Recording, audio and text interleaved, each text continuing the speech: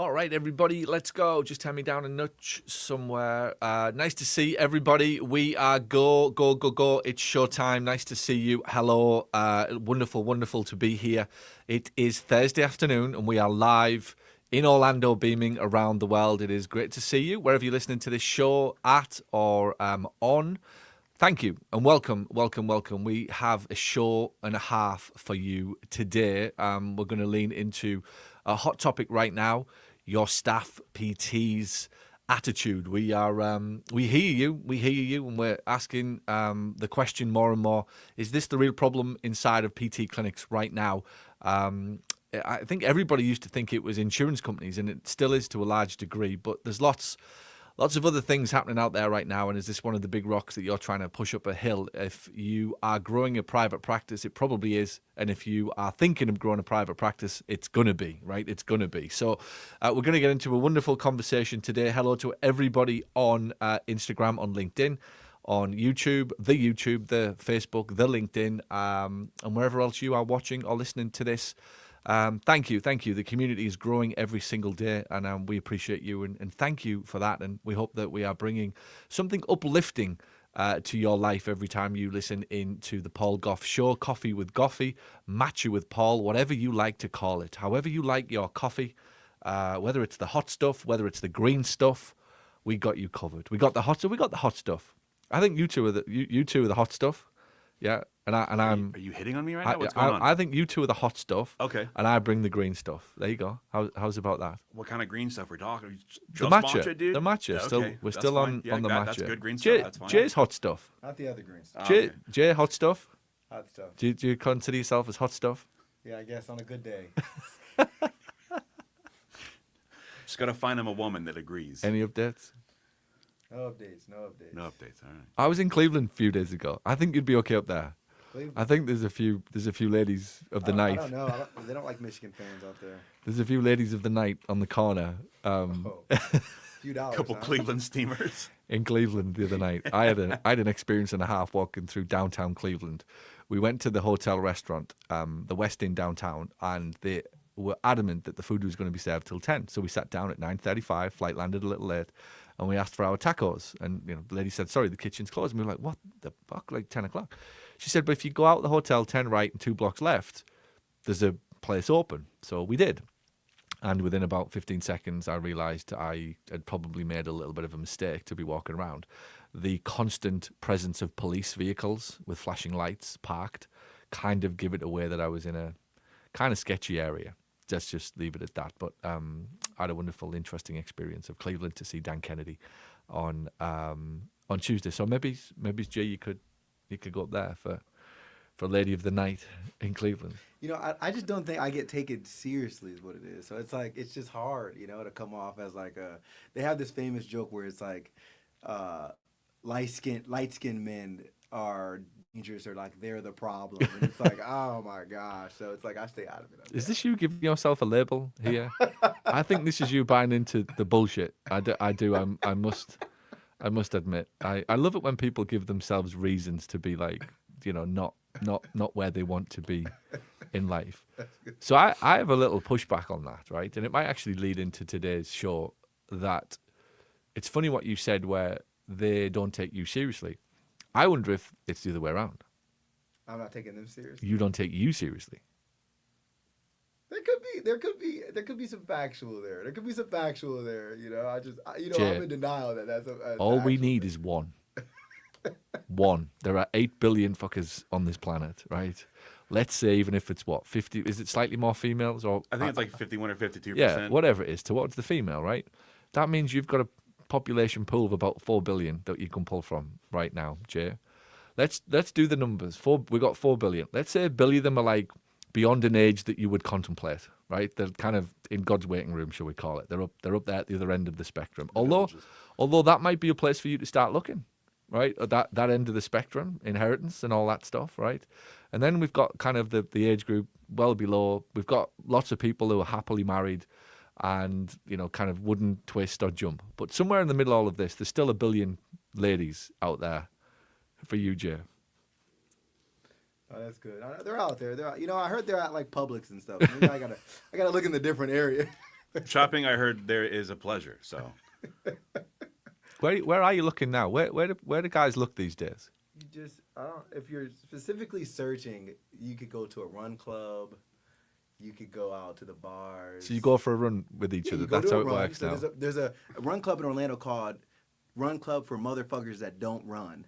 And they run a mile, and Okay. 1,000 people show up, and it's like, yeah, you mingle, like, and then they drink after, which is crazy, but like, I like this. yeah, it's a pretty dope concept. kind of sounds like a run club I'd join because I don't run. So you join the run club, you just wait till they get back. Is that what we're But kind I of don't. I don't drink either. So like, actually, I'm out. I thought about it. I'm out. I'm good. I'm set. I'll stay home. Yeah, see that. Okay. Who doesn't drink in 2026? No, fact. Me.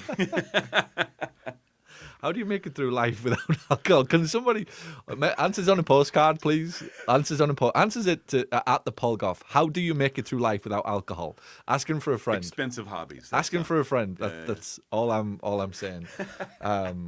So yeah, we've been to Cleveland and it was fantastic. We have hot stuff in the office. We've got green stuff that we're going to talk about today because ultimately every conversation that we have is about you having a terrific life, and the green stuff can be a spiritual kind of loving and kind of richness in your life, or it can actually be the physical green stuff that arrives in your bank and you get a bit more of that because you're running a more successful business. So we need to tell you before we launch into the show about the community event. ppmlive26.com is the place to go. Register your details there for up-to-date ticket prices and information. I'm supposed to tell you why you need to come. And I'm supposed to talk about AI and marketing advancements and things like wellness products that you should be selling in your practice, and you charging the right prices and how to get and be in the market for good PTs and being able to afford them. I'm supposed to give you all of that good stuff, which is obviously going to be at PPM. But I think there's better reason for you to be there. And I really hope that you listening to this, if you're growing a private practice, it is no time to be out there on your own. It is impossible to do this on your own. There is that much information out there right now. I think as I look around the PT community, most people are failing, and they are, by the way. The majority of clinic owners are failing. They fail because they try to do it on their own, not because of a lack of information, not because of a lack of processes or how-tos or guides or ChatGPT telling you what to do, right? Everybody can do that these days. There isn't any excuse for information now. I think it's because of the pressure of things to do is overwhelming, and you're trying to do these things on your own, and I think that's catching up with you.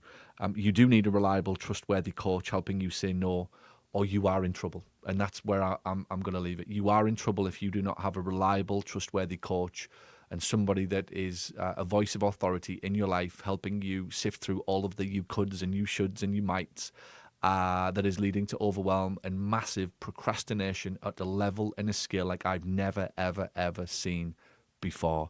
It's just classic human nature that years and years ago we had no information or access to it and people were thirsty for it. And now we've got that much information, nobody knows what to do with it. So the new devil that we are watching that's causing so many clinics to flatline and so many business owners just to feel overwhelmed is I think you just don't know what to do. And that pressure is causing massive, massive procrastination, and it's getting in the way of you building what could be a very successful business. There's just something wonderful. I came back from Cleveland. We landed at 3 a.m. from a delayed flight. I was back in to dropping the kids off at school at 8 o'clock the next morning, back in the office. Tired, obviously, kind of lacking of sleep, a few drinks in the airport and so on. Happy to be alive, obviously, having been to Cleveland, but that's another story. And you can't help but feel energized and refreshed because you've got a fresh direction and somebody helps you just see past all of the what should I do and where am I going. And sometimes you become a victim of your own success and there's too many choices and too many options, and now you're in a place where you just can't see past it and through it.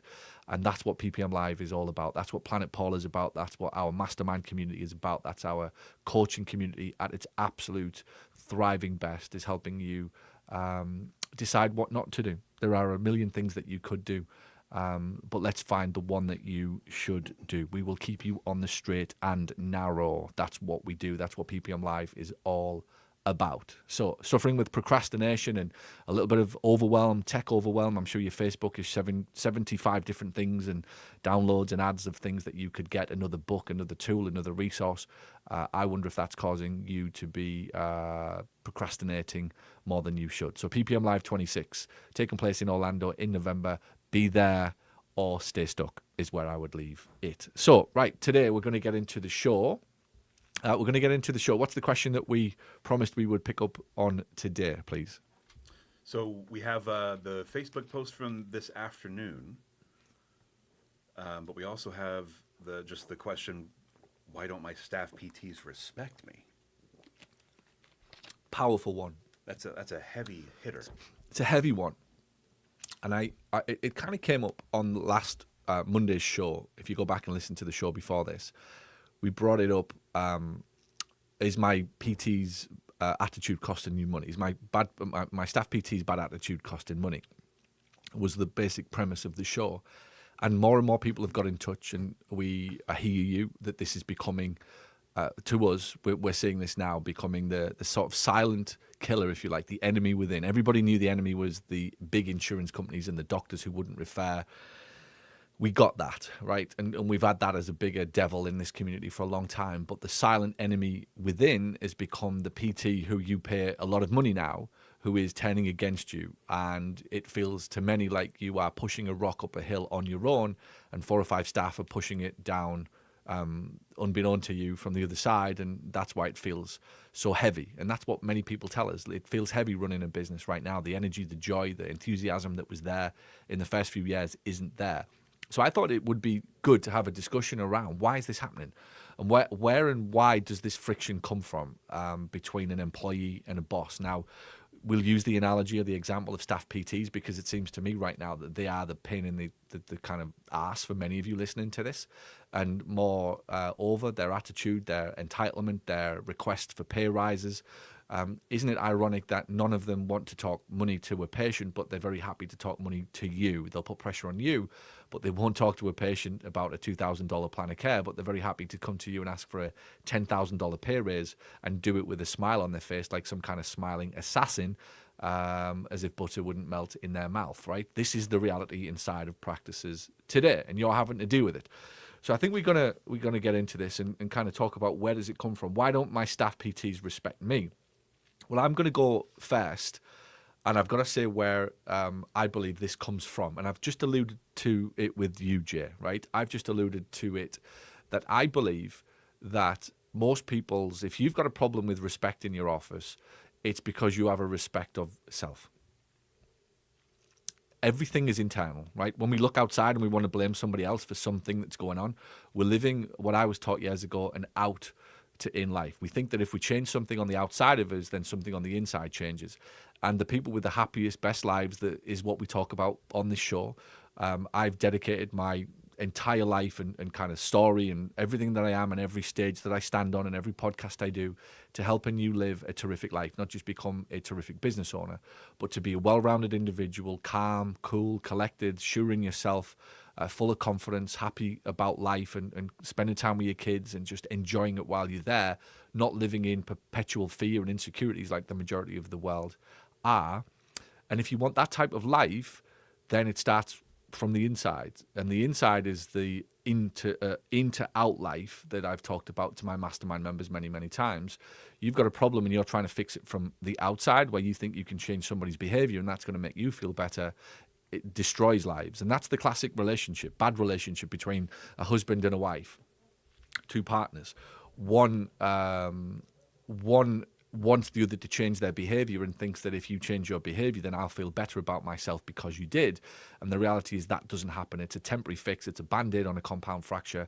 And there is no meaningful improvement in that relationship in the long term. In the short term, the guy agrees to behave differently, come home late or come home early instead of late, help around the house, be more involved with the children or whatever it is that the wife has the gripe of. And it works for a while, but it doesn't work long term because I had to change somebody on the outside of me. The only scenario that relationship worked is that the lady walks away or she accepts it or she changes the meaning of why he does it. And in any of those three states, it's actually about her changing how she feels about the situation and her acceptance of it or her non-acceptance of it. But there isn't a fourth scenario that says I can get him to change. And unfortunately, that's where most people live. They exist in that world that I'm trying to change you. I'm trying to change the external world. I'm a classic. You want the biggest right now in the world? If I can change the president, I'll feel better. Life will be better if I get to change the president. In my country, the prime minister. That's where people who are involved in politics are perpetually unhappy, miserable, cantankerous, just sometimes horrible to be around because their whole story is around life will be better when that person changes, rather than do something about it, accept it, or change the meaning of it. And that's the only three things that you can ever do when it comes to any situation. The goal is to live an in to out life. If I change the way how I feel and how I see myself or how I see the situation, then my outside, my external life will be significantly better because. So in this situation, I challenged you earlier, Jay, on you said the classic out to in. So just to bring it back, you said they don't seem to respect me. So that's when they respect me, then I will be better. But the newsflash is they ain't ever going to respect you because you don't respect yourself, right? It would be my teaching on it. And it's the exact same thing here for a business owner. What we've got is somebody saying they don't respect me. I will absolutely guarantee you I will walk on hot coals over glass to tell you that this and does happen predominantly in clinics. And it's the masses, by the way, it's the majority, because the business owner doesn't respect him or herself. They live with perpetual insecurity, perpetual self-doubt for whatever reason. It's from a child, or they've just inherited a business or started a business that they have no clue how to run it. And that shows up, that manifests itself as weakness and lack of respect for self. And small decisions every day portray weakness to their staff members, that they think, oh, we can get one here, we can get over on this person, we can get what we want, we can manipulate this situation. And you show any sign of weakness when you're running a business and you will inherit hell very quickly. It won't happen overnight, but it will start to happen very, very soon. So the first thing that I've got to say is that if you aren't getting respect from staff, it is 99% of the time because you don't respect yourself. Now, we can get into it today, the friction and the whys and the wherefores that it's more likely now, but I can't ever come on a show or a teaching moment, a stage, whatever it will be, without identifying the absolute highest cause of the problem. And it's probably and primarily because a business owner doesn't respect themselves. Now, having said that, I'm going to get into the obvious headwinds that business owners are facing on a daily basis now, that I don't believe they were there as bad and as obvious and as prevalent as when I first started in 2005. And this isn't me being romantic, and this isn't me being nostalgic. There is a fundamental cultural habitual change, certainly since COVID, but was probably brewing in the late teens. So 2005, I made my first hire. And what I spoke about today with Jay and the team as we were talking about this podcast as we prepped for it, I remember 2005, the scenario was often that somebody didn't like their boss, but they would respect them.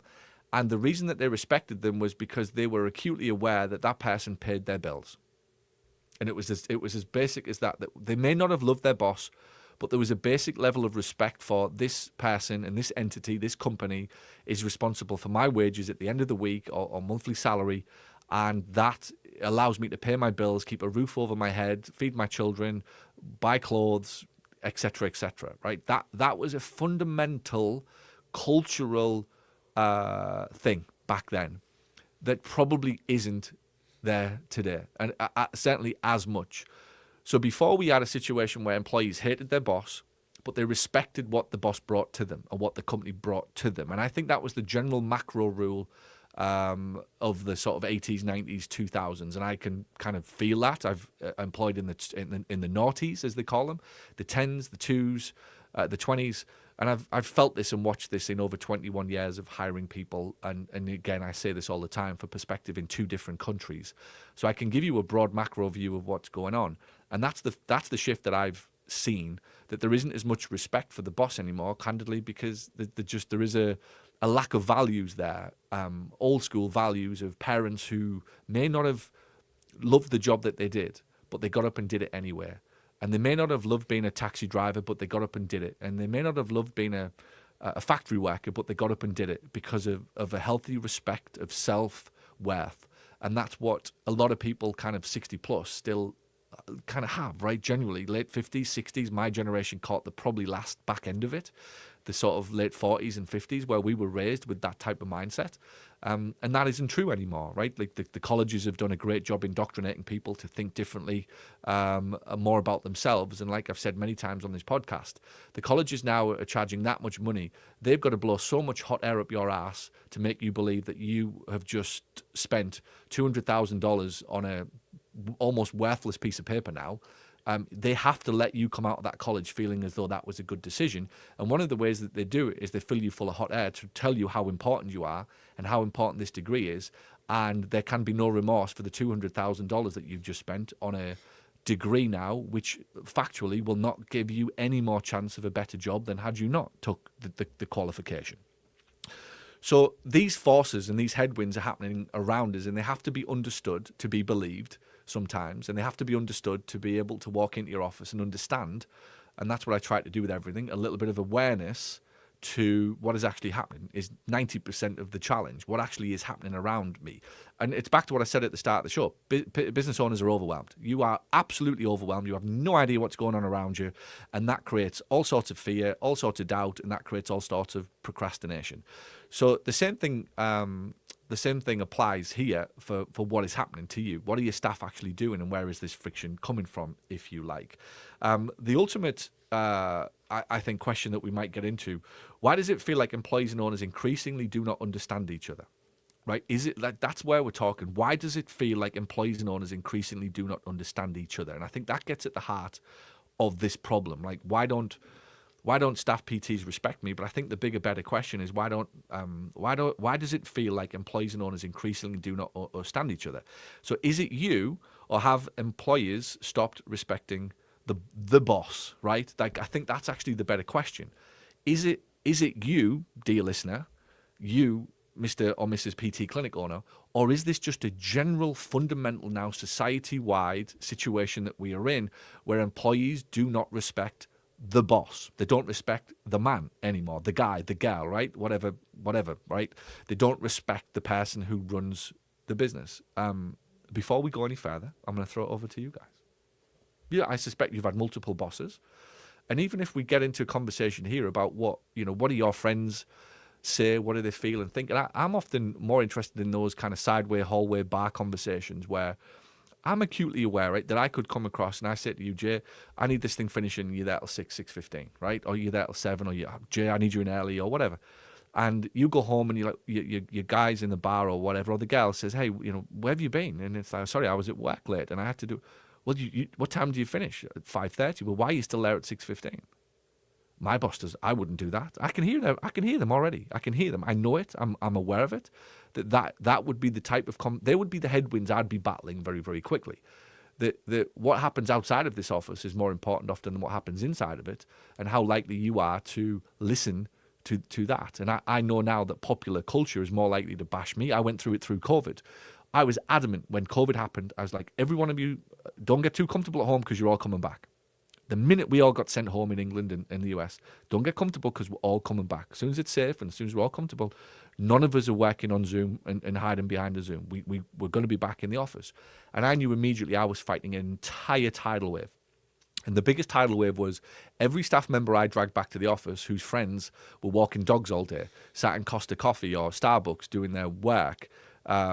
I had a friend recently tell me that they had a season pass for a trampoline park every summer with their children.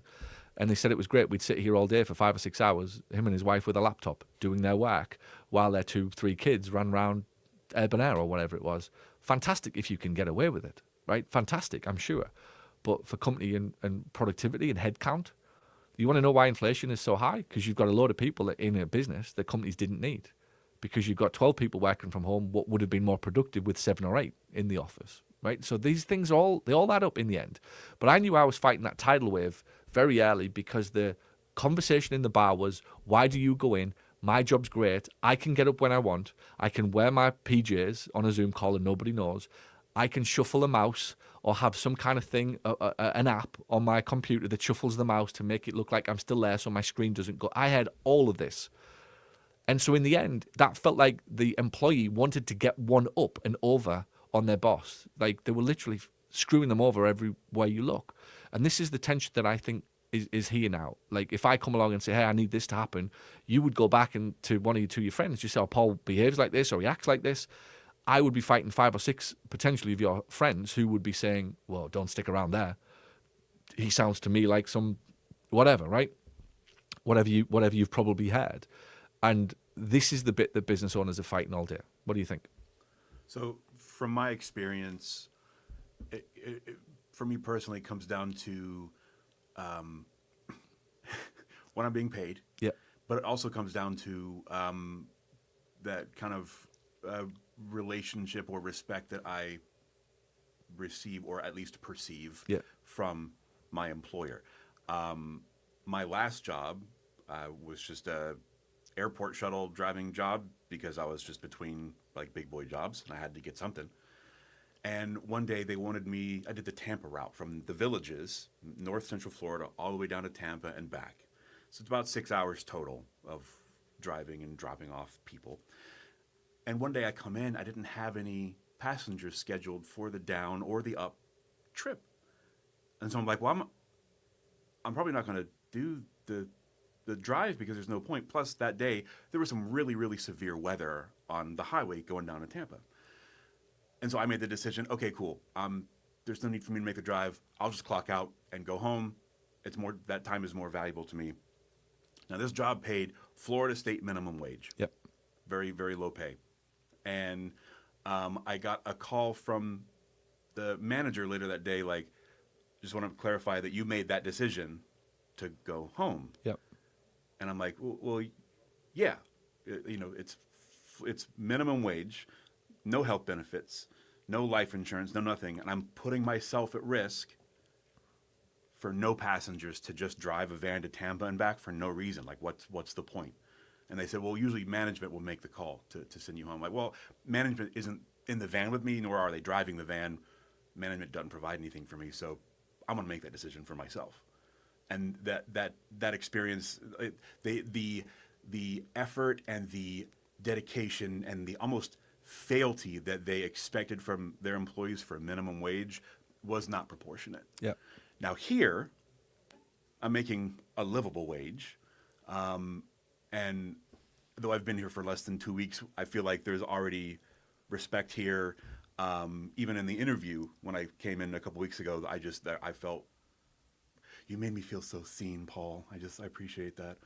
And so yeah, if I needed to stay late, yeah, no problem. But where do you think, right, Jay, I'll bring you in on this. Where do you think society-wide the friction is coming from? What's causing it? Because I hear that and I hear a PT clinic going and thinking, well, that's like one of my staff PTs who's got no patients on his schedule, just going home.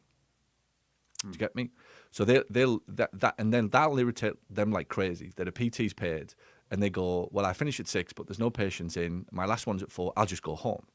Like that would blow the brains out of most clinic owners, right? So that will be a similar thing. It makes sense to the employee on paper, but to the employer, right? So this will, and I'll bring it up in a minute as to why I think that that boss at the time would have had friction, because he'll think he's losing control.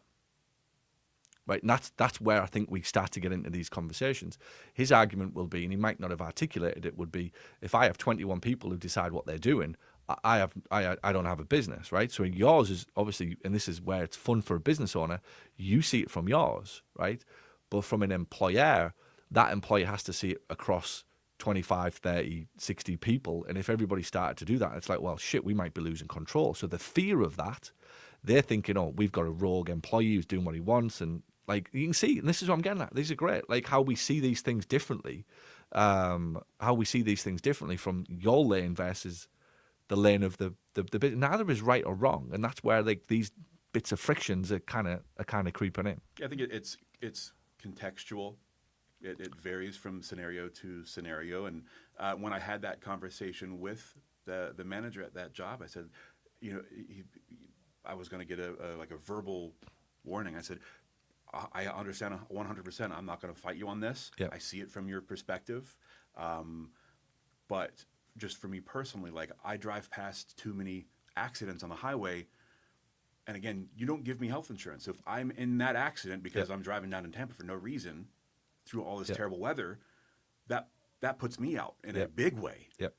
I'm not willing to take. So yeah, I get it. No, that's why I love these discussions, Yeah. Jay. Society. Yeah, I don't what know. do you? I feel like I'm biased, right? So if I gave you, this is gonna get deep now. I feel like if I gave you an example of The Office right here, right? So when I first started working here, I thought that there was a clique between the UK people and the American people, you know? So then my respect was, well, I don't know if my boss respects me because all he does is hang out with them. He doesn't hang out with us, right? But then there's the other viewpoint of it, like where sometimes me and you hang out, I could see how there's an outside perspective of, wow, Jay, there's an employee that works at this job that hangs out with his boss all the time. He's never invited me out to a game. He doesn't hang out with me. So I can see that perspective. So there's like cultural things that I could see on both sides why an employee could lose respect for something because they see it a certain way. You know, like you might be hanging out with everyone from the UK. That's when I started. When you were hanging out, I was like, okay, like this is very interesting. And you know what's crazy is those employees would hang out together too. They wouldn't invite the Americans out. You know, like it was like, okay, how do we get invited to this clique? You know, but like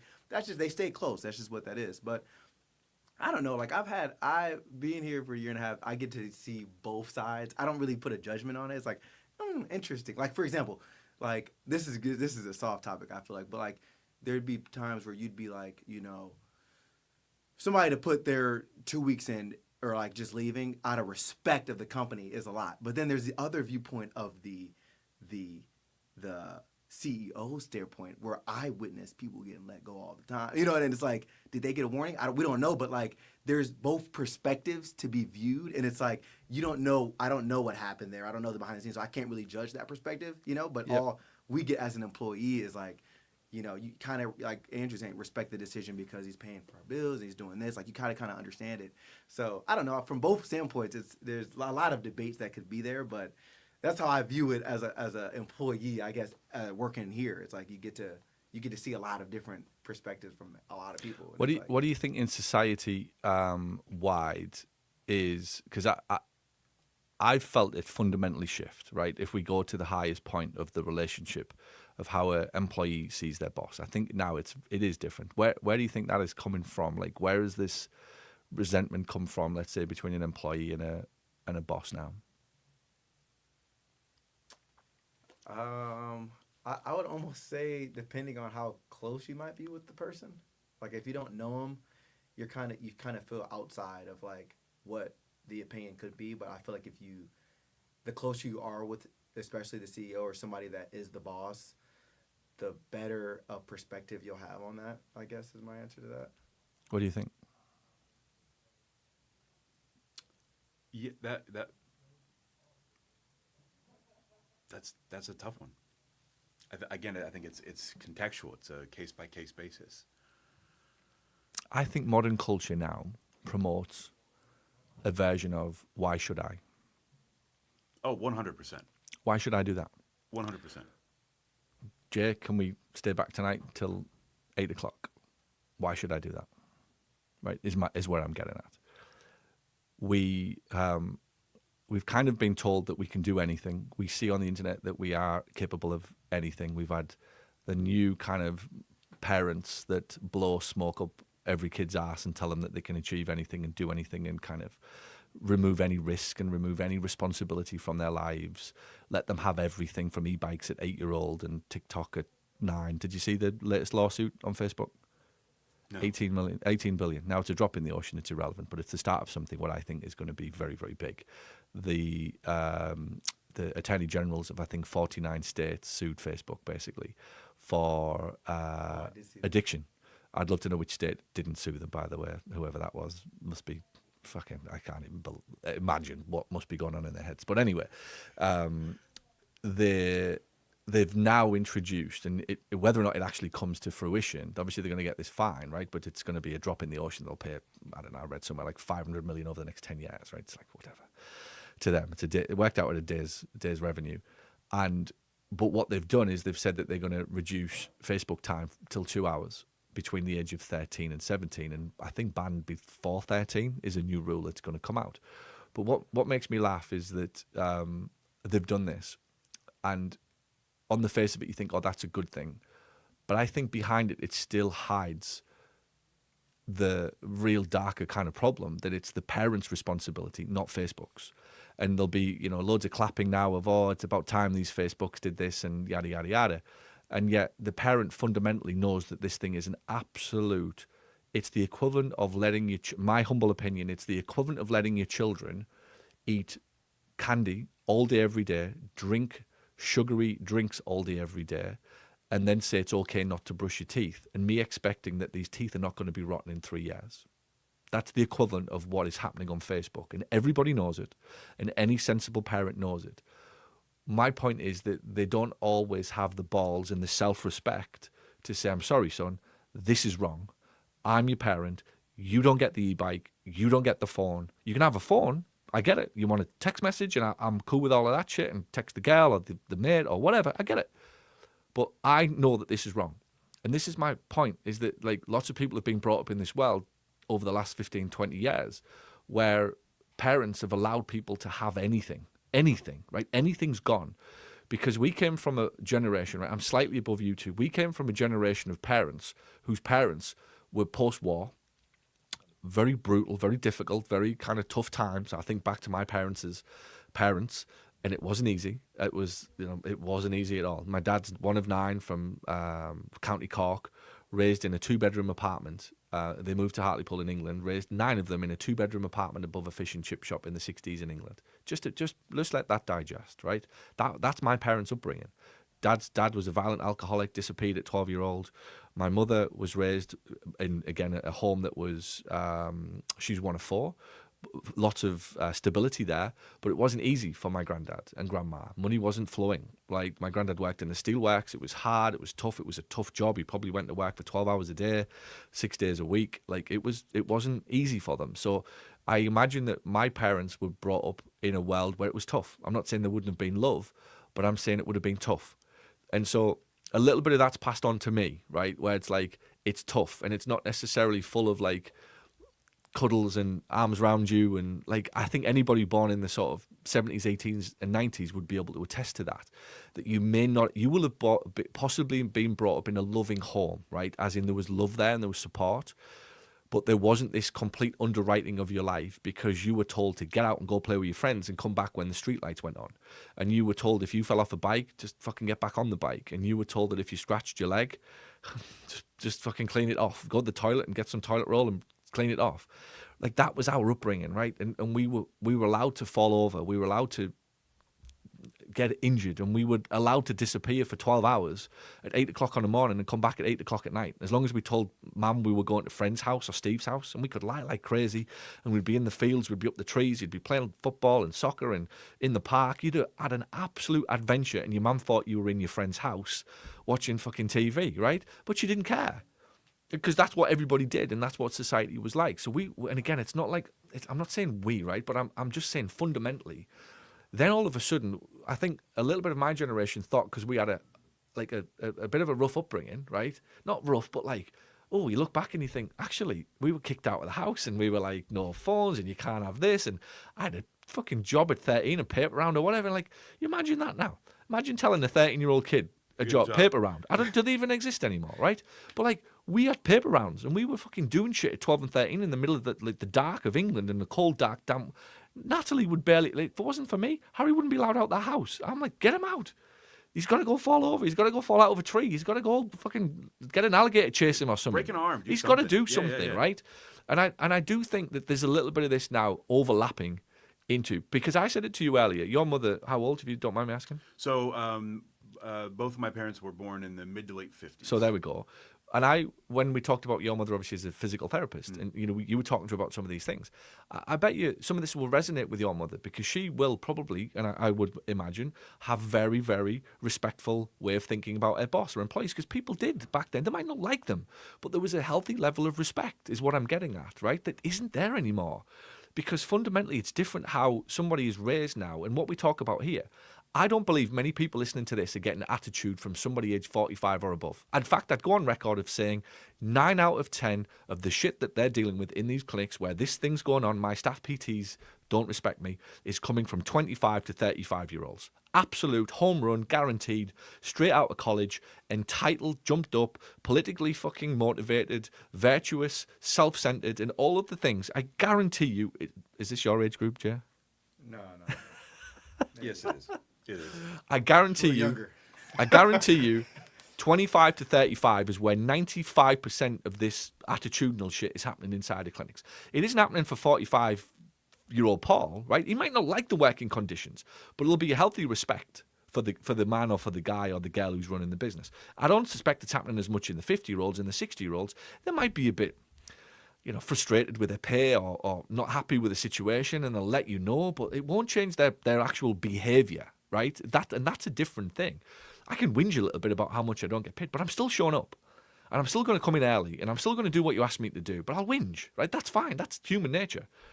But now there's That was me with my last job, 100%. yeah, that's different, right? That's different. I'll still do it, right? That's not a bad attitude. That's human nature, and that's not what we're getting at. What we're at here is where there's an absolute placing of self and only self in the middle of everything that's happening inside of that business. And that's what these PT owners are dealing with. It's the crowd who are coming out of college for all of these reasons. And there is a large proportion of it parental. And again... Yeah, I think my stance on that, I was going to say, is wouldn't you think that some of that stuff starts at home? Only because our generation, every girl I meet, every guy I meet, it's like, you got to go to school. Like, you got to go to school. Like, it's like your parents are like, where I'm in the creative world now. It's like, are you going to hire a guy that knows how to edit or a guy that went to school that knew how to edit? It's like, I'd rather see some proof there. Like, so I feel like, in a stance, it does start at home. I feel like your parents, like my parents, my twin brother all the time, I went to Michigan, you went to state, you're lame. It's like, okay, dude, like, come on. Like, I went to school, but I don't really care that much. Like, it's not a big deal. School's got a lot to do with this. And they are indoctrination camps now for idiots. I'm sorry, but they are indoctrination camps for utter, emotionally inept idiots, right? Coming out, thinking that they know everything about everything, and they know jack shit about most things. But I go back to the point. You put a $200,000 price tag on a certificate, you have to make me believe that it was worth it. And every person in that family buys into the idea that this is worth something and it's valuable and it's amazing and you're amazing because of it. So you've got this inflated perception of yourself coming out of college now, of this degree and this qualification, and you're walking into an office demanding things before the body's writing a check that the ego can't, or is it the ego's writing checks that the body doesn't cash? That's kind of where we are. So I think there's a parental thing that, and again, it isn't to be about parents, but I think subtly and unconsciously, parents of raising. So I'm kind of at that age where I wish I had kids late, but some of my friends have got kids in their 20s, and I see them and I see the child, and I'm like, fucking hell. Is this kid? This kid's 24. Just to confirm like Natalie, he's 24, isn't he? He's like fucking 14. They're like 14. Yeah, they're like the kids. Emotionally kids. They are children emotionally. Physical bodies of adults, emotionally children. And the point that I'm trying to raise is the government now will start to enforce that people 13 to 17 don't go on TikTok or don't go on Facebook. In the end, it will be banned, by the way. It's inevitable. It will be banned in 5 years, 6 years, 7 years. I've said this on this podcast. But the point is that the parent hide behind the government to enforce it, rather than having the balls to go, I'm sorry, you are not getting that. In the same way that my mother would have done back in the day, that's not happening. I don't care about your feelings. That's not right. You don't do that. You don't behave like that. You don't bring the police to this door. Well, I can hear it. You don't be, because she didn't really care how I felt. Like, she did, but she also knew that the superior piece of it was not to underwrite and take risk away from my life. I had to figure that out. Where I think that's what's been missing over a generation. And so now what we're seeing is kids in their 20s and early 30s who've never had to take risk. They've never had to think about anything other than themselves. They've been indoctrinated in this world of self-importance because of social media and because of just the view of the world that they've got as a result of it, where everything looks easy and everything's available and you can have what you want. Somewhere in the middle, somebody's forgot to actually connect this, like, this is where you are. This is what you can have, but let me just remind you, there's a shitload of work to do in the middle to go get it. And it doesn't come from your bravado. It doesn't come from you pouting your lips. It doesn't come from you sticking your ass out on TikTok. It doesn't come from you doing donuts in fucking cars in car parks and getting likes and whatever else they do. And it doesn't even come from you getting a certificate as a physical therapist. That puts you on the starting line. But that's not what any of these PTs are being told. They're being told this is the finish line. Now you go out into the world, the finished product, and you get what you deserve because of a fucking 3-year fucking. Like, I could have done that fucking physiotherapy degree in England in 8 weeks. It could and should have. The rest was just complete bullshit to justify the price tag. Complete bullshit to justify the price tag. It could have honestly took me 8 weeks to learn a reasonable amount, to get out into the world and then have some kind of supervised training from somebody, the apprentice and the master kind of thing, where I'd have been significantly better as a result. So that's where I'm getting at the culturally kind of why should I? Because I've never had to do anything ever to this point in the new generation. Jay, go on. I was going to say, I would always make the joke when I was driving the shuttle with my passengers that, I have a bachelor's degree in photography, which is why I'm driving an airport shuttle. Like, my generation, I graduated high school in 2006. 2 years later is when the whole economic collapse happened. And, in 2006, when I graduated high school, Mom was a physical therapist. Dad was a career teacher, each with like 4 decades in their field. I was going to college. I didn't have a choice. I was going to college. Mm-hmm. And throughout high school, it was your grades have to be right here because you're going to get that Bright Future Scholarship. You're getting that full ride. And so I did. I busted my ass. And I got a full ride to college. And then I got this. And back then it was, well, just get a degree in what you're happy in. All that matters is that you have a degree. That's all that matters. Yeah. That was the big thing. And so now I have this bachelor's degree. So I think, again, I think what's happening is because I think we're onto something here, and that's what we're trying to get to the point of, right? I think there's a friction now between, I've got this thing, I've got this degree, and life still doesn't feel like I thought it would feel. Yeah. And it's your fault, Paul. It's your fault. You were forcing me to do things that I don't want to do, that I don't think I should have to do. I went and got the degree, and I was told for 15 years that when I get this big, beautiful degree, that my life will be sweet. And as millions of kids are finding out, that's not what happens. Now, no parent's going to come along and go, shit, what I didn't tell you was actually. You say that. Well, very few. Very few few years ago, yeah. I would say about 5 or 6 years ago, I had like a pretty deep conversation with my parents, and they basically apologized for forcing me to go to college, which, if you knew my parents, is a big deal. So here we go. Now we're getting into it. So you picture now, right, an entitled or a physical therapist coming out of college with a $200,000 certificate that they're in debt for. They've been told for 15 years by everybody around them that this is amazing. You've got to do it. You'll set yourself up for life. Grandma's wearing the fucking alumni, High Point University jersey, and she's got the dog wrapped in it and the fucking flag in the garden of graduate here and all that type of shit. And all of this self-importance is everywhere you look. There's balloons in the garden, there's big fucking parties going on, and I'm going into the world, this established, successful individual.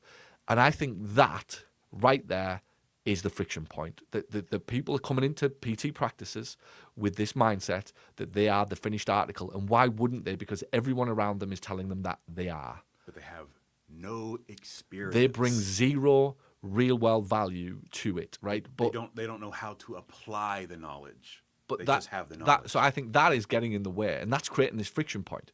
Because now you've got an owner who's going, come on, we need to work hard, we need to do this, I need you to talk, I need you to sell, I need you to talk about these things. Oh, my college lecturer told me that this is not, and they do, by the way, these jumped up college lecturers. Oh, this is not what my college lecturer told me that this is salesy and I shouldn't ever have to do this, and my degree will be enough and it should sell itself and people should see the value of what I do. So I need to know now, Paul, and I go back to my question, what's in it for me? You need to prove to me why I need to do this. And I feel there's a level of that as well, that people are expecting, staff are expecting me to prove why we have to do it. I have to justify why we need to do what I need to do. And it's like, there has to be some level of the apprentice and the master, right? Like you arrived in my world 18 months ago. I know you thought I was a complete crock of shit, full of shit, and probably up my own arse and everything else. Now, I'm not going to put you on the spot, but I'd like to think after 18 months, you realise there's a fair amount of truth in the shit that I say, even though it might not be what you like. I just sit down every day and go, that's what makes money, just do it, right? Like, there's no fucking around, there's no talking it out, there's no deliberation about the colours or the fonts. That's what makes money, that's what we do. But it's backed by 20 years, right? And you've seen me fly in from Cleveland, and that day's $30,000 to spend a day with Dan. $30,000 to spend a day with Dan. And I started making those investments in myself 10 or 12, 13 years ago to become a master of my craft.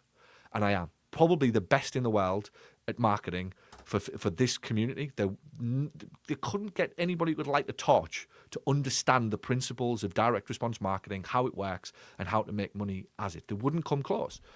So I'm not gonna sit here and like care about your feelings, right, about this shit because you've got a TikTok following or whatever. I'm not interested.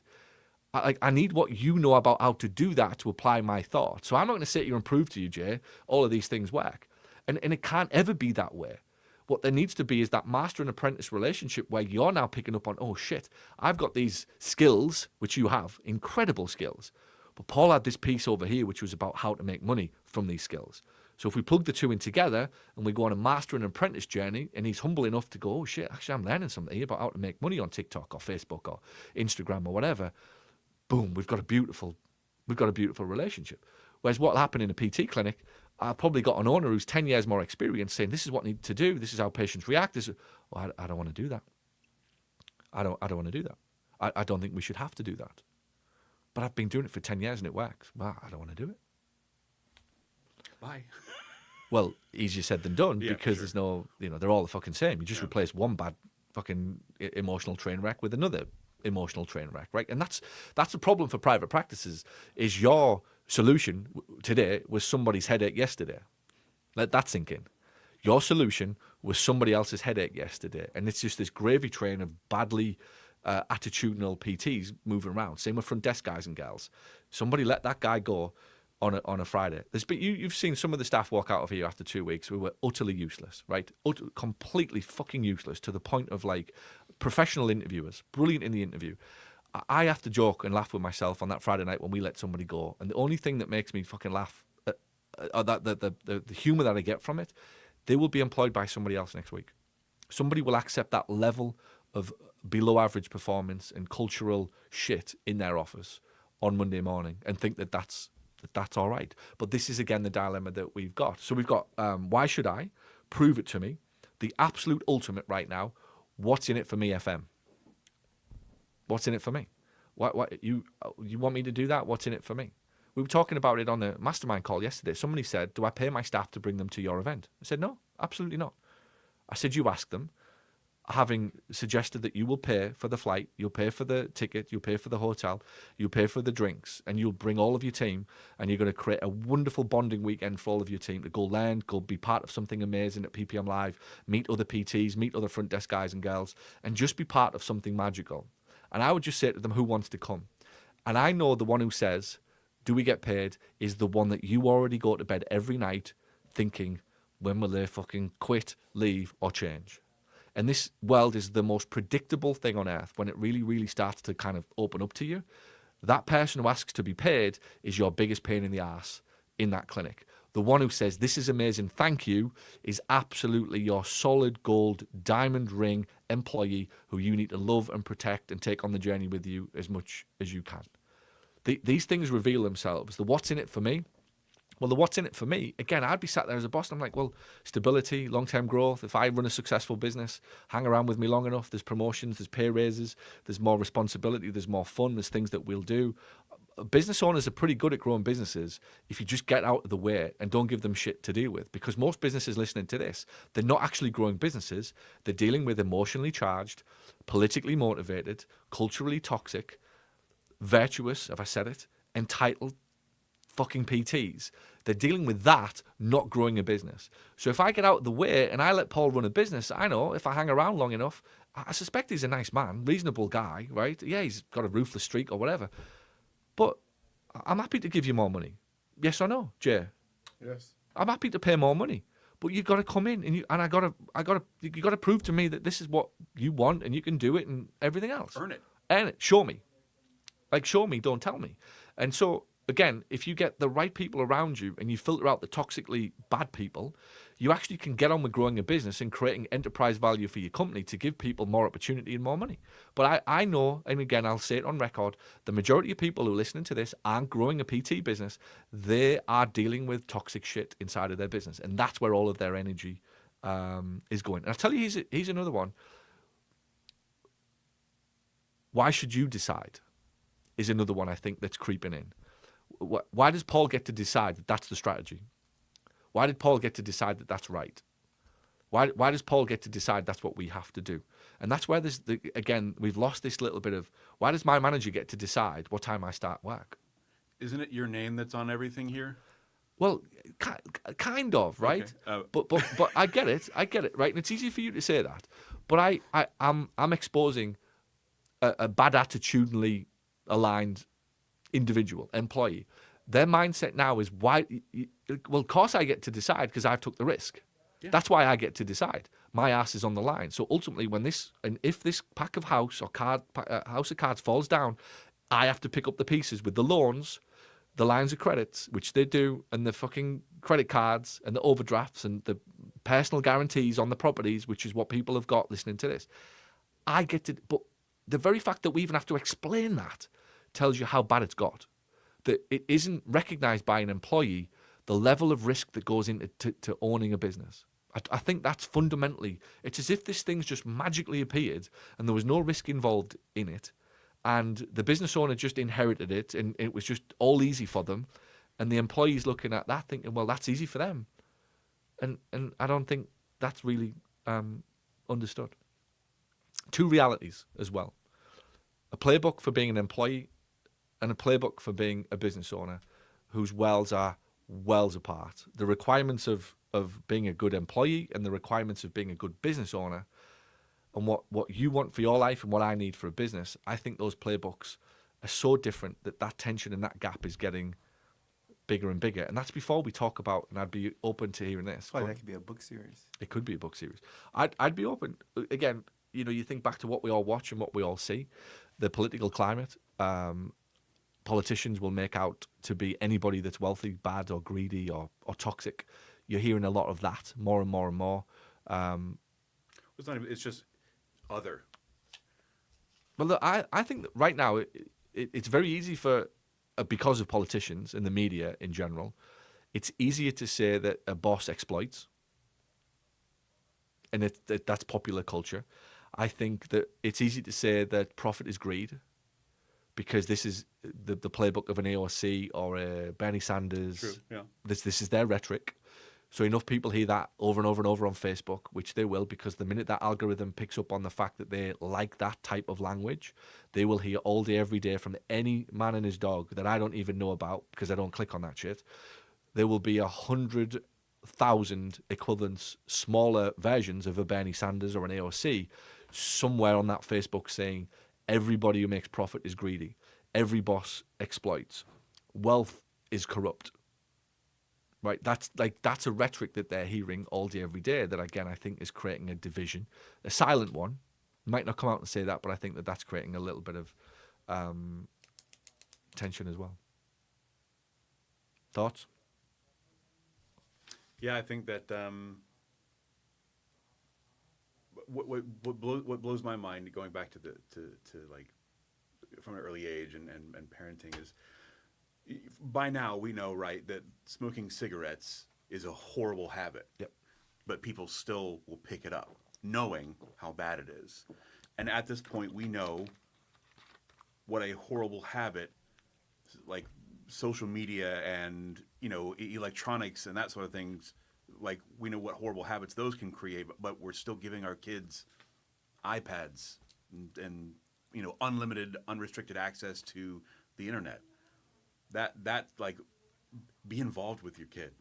Like, it's back to the conversation, right, of self-belief and confidence. And, and again, as we try to wrap it up and give somebody a solution here, it is belief in self, belief in mission, accepting that there is now a need for a helmet as a business owner. You have to, in fact, I think there was always a need for a helmet. I think these days there's a need for a bulletproof vest, right? And I don't mean that in any way. Like shoulder pads, everything. Just like you're coming to work on any given day. Armored. You used to need a helmet because people would throw grenades or rocks at you. These days, quite literally, I referenced 2024 in New York, right? Quite literally, a boss needs a bulletproof vest, and not, I'm not suggesting anything other than a metaphor that you are are being attacked from everywhere.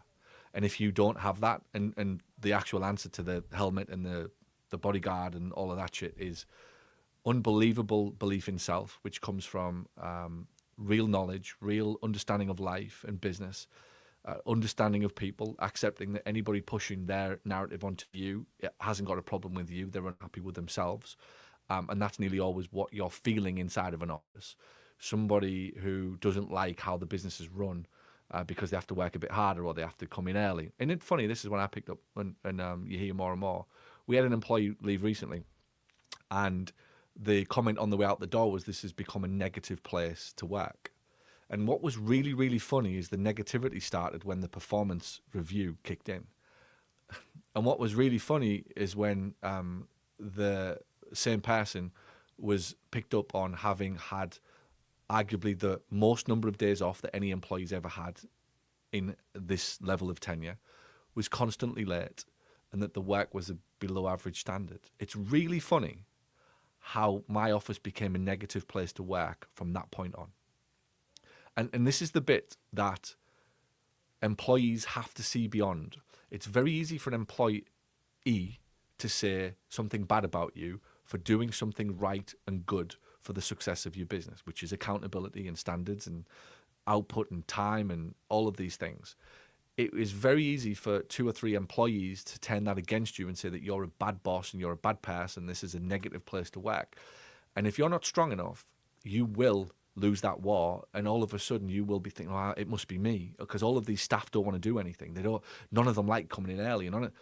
We're then basically trying to violate the rules of being healthy. We're saying, well, my staff do want to eat pizza, but they all want to lose weight. So, I know it's not right to eat pizza if I want to lose weight. So let's let them have pizza, and that's okay. Or I go the other way and I say, actually, we're not eating pizza. None of us are eating pizza because the goal is to get healthy. And then I worry when an employee says, well, I don't like working there. It's not a nice place to work. They took away all of the pizzas. Because that's essentially what we're getting at, right? An employee has a very, very little understanding of what is required for a successful business. And because a business owner can come in and ask for things that they don't understand, and more we're going to have to explain why being on time is important, and why coming to work is important, and why working at work is important. And these are I'm almost laughing talking this out loud, because this is kind of where we are. This is where PT owners are. This is when you start. This is when you finish. It's not just about being at work. Actually, we need you to work. And like these notes, like if you want to get paid, I need you to complete them. And it's actually a legal requirement that you do it. And just because your patient didn't come in at this time doesn't mean you can sleep in. It's like there is other things that you can do while you're here. Clean the toilets, just make coffee for people, say hello to customers, write some emails to past patients. There is other things that you can do.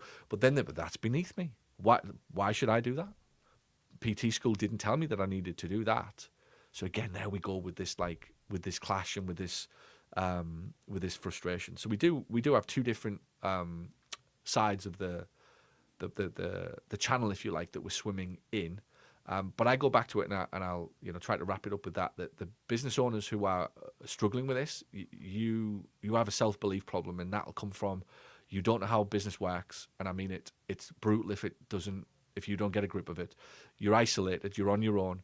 You're not listening to other successful businesses tell you how they manage this, and you're trying to do it all on your own. And from that place, it becomes a very weak place, and you have a mutiny on your hands. You're in that business with 7 or 8 people whose kind of ways of living and what they want are massively different from what you want. And again, even what's funny inside of businesses, there's a thing that I've spoke about, and I will say it. It's quite controversial, but there is a political alignment that you see more and more happening, that certain political alignment or affiliation brings a certain amount of values of whether or not somebody can be held accountable, whether somebody should be told off, whether somebody should have to work. And unfortunately, what you get is business owners are often leaning one way and you get employees leaning another, right? And if we get that inside of a business that is out of control, that's a big problem. And if you have a business owner who leans towards a certain political affiliation where it's about giving everybody everything and no rules and no law and no order, and everybody is entitled to everything, it's very, very difficult for that business owner to ever be an effective boss, because they'll always actually side with the kind of values of that, and they'll always think, well, let's leave them alone, and just let them come in late, and I don't want to shout at them, and yeah, I get it, they should have more money, and the actual political beliefs of that person creep into how they run the business, and they just aren't aligned. It's almost impossible for them to manage the employee, because two political beliefs are aligned with whatever, easy. You can have it. It's fine. Don't worry about it. Yeah, you can have the pay rise even though you don't deserve it. And come in whenever you want. Yeah, no problem. And go home whenever you want. Yeah, no problem. Because that's a political belief. And here's what I'm going to do as the cliffhanger. I'm going to let the listener decide which one. There is a certain political belief out there that leans slightly more in favor of you don't have to work. And it's not your fault. And it's okay, and yes, you do deserve more even though you're not contributing more, and you can have anything and have whatever you want, and you don't have to work for it. And it is massively misaligned with what is required of running a successful business. Now, I'm not saying change political affiliation.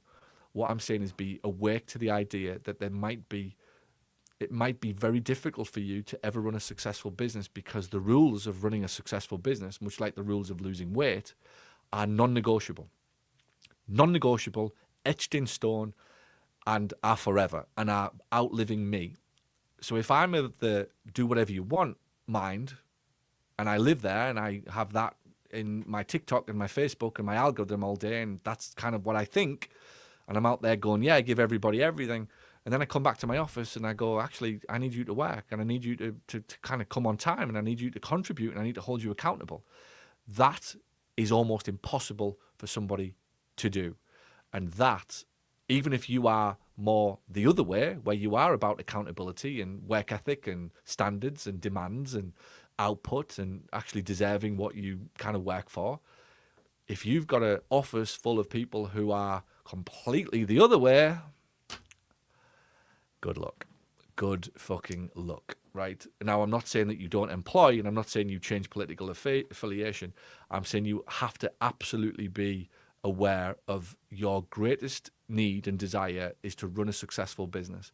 And if you try and violate the rules and the kind of needs of that playbook, I've seen business owners make money but live in hell, and constantly dealing with what we're looking at here. My staff PTs don't respect me. Nobody respects me. I'm confused, and I've got no strength in me to make decisions, because I can't work out why. On one breath, I want everybody to have everything, and I want to be nice to everybody, but on another breath, my business doesn't seem to care about that, and it isn't making any money with that attitude that I've got. So, wonderful conversation. I'm going to leave it with this. Is it Bill O'Reilly? I don't know. Give me somebody, like, when they do the final rap, who would it be? Like, is there a moment, like a Jerry Springer, where at the end it's like he does his little rap? Yeah, like sits down on the couch and talks directly to this the is camera. this is my Jerry moment right now, and it'll go like this: being an owner doesn't make you better, but being an employee doesn't give you to upside the risks not taken. It doesn't entitle you to the risks or any upside in risks that you don't take. So being an owner doesn't make you better, but being an employee doesn't entitle you to upside of risks not taken. And I think fundamentally I go back to it. Somewhere in this call on this show earlier, I talked about how risk is being removed from people's lives. And that was where I was coming back to my clause. That I think risk is being removed from people's lives, and as a result, they still feel entitled to something. And you can see this in a broader society, that they feel entitled to something without the risk being taken. And we've always been paid as business owners for risks. That's all we get paid for. If I get paid 10 times more than anybody else, it's because I take 10 times more risk. And when I go to bed at night, my head hits the pillow, it's got 10 times more risk on it than anybody else in my office. That's it. And it fundamentally comes down to that I have to take the risk, and that's really what I get paid for. A top CEO gets paid for risk of their reputation, of their career, of whatever, or a business owner gets paid for that. So being an owner doesn't make me better, but ultimately the business owner has to make the final call. But being an employee doesn't entitle you to upside of risks not taken. And I think this is something that the current generation, the new crowd of PTs are all struggling with, that they stubbornly refuse to understand the importance of risk because they've never had to take any. They have not been allowed out on bikes to fall over, scratch arms, get lost in the woods, be without a phone for 3 hours, take a left when it gets dark, thinking, shit, I got to get home in the next half an hour, I'm in trouble, ask a random stranger for directions, be without money that they've lost. Like, I remember these days, even going out of my pocket, my mum would give me £5, and within an hour I'd lost it, and that was my thing for the day. I was like, shit, what am I going to do? How am I going to survive? How will I eat? How will I drink? However will I actually survive? There's no card. I'm not ringing home. I haven't got this thing on my watch, on my phone, on my mum's backup card. Like, we had to manage. We had to live. We had to deal with whatever we had for the day, because we wouldn't dream of going back home saying, Mum, I've just lost £5. I'd get slapped with a pillow and fucking slipper if I went home and lost a fiver. Now what would happen? Dad would probably top up the card within 3 seconds. And this is the point that I've tried to raise throughout the show, and I teach from, and I raise my children from. They've got to take risks, and they've got to be responsible. Otherwise, I send out into the world 5 more children who've never, ever, ever understood the importance, the massive magnitude of risk and how important it is to their life, and them being well-rounded individuals, contributing to society, contributing to things being built and created, not sitting there entitled, hoping and wishing and praying for things to change because they bought a $200,000 certificate in a profession, whether it PT or whatever else. It doesn't immediately mean that they're better. So that's my final wrap. And for any PT listening to this, the challenge, the problem you've got is not your PTs. The problem is your self-belief. Your belief in self, that you're on the right journey, you're on the right track, and that you're building a business that you're proud of, in spite of a few bad Glassdoor reviews, in spite of somebody walking out the door, in spite of a rock star that you currently can't even dream about living without. You can do better than that, dear listener. That is no way to make a living kissing people's ass for the rest of your life.